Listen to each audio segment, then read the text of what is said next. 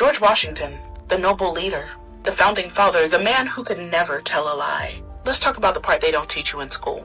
George Washington spent years hunting down an enslaved black woman who simply wanted to be free. Her name was Ona Judge, and she was never supposed to escape, but she did. Ona Judge wasn't just any enslaved woman. She was owned by America's first president.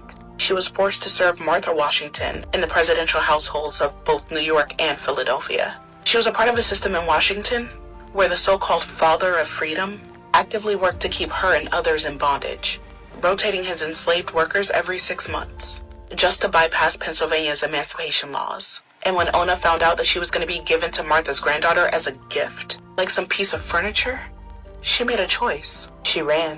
In 1796, while the Washingtons were eating dinner, Ona slipped out of the house and walked straight into the unknown.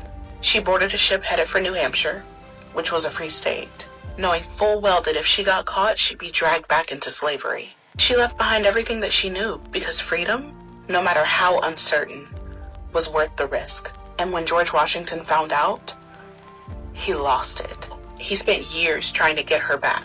He sent agents to track her down, demanded her return, and tried to pressure officials in New Hampshire to kidnap her. But Ona refused. She lived the rest of her life as a free woman despite the constant threat.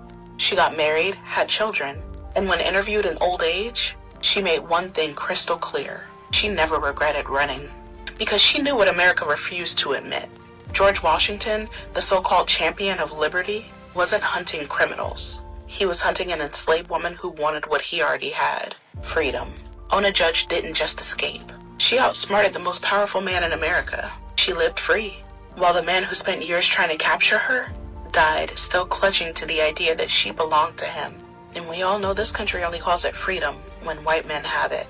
When Washington wanted his freedom from the British, he's a patriot. When Ona Judge wanted hers from Washington, she's a fugitive. But Ona won, and that's why she's barely talked about. Because her story shows us that black people weren't just victims of slavery. We were fighters, escapers, and reclaimers of our own destinies. And if that makes America uncomfortable, good.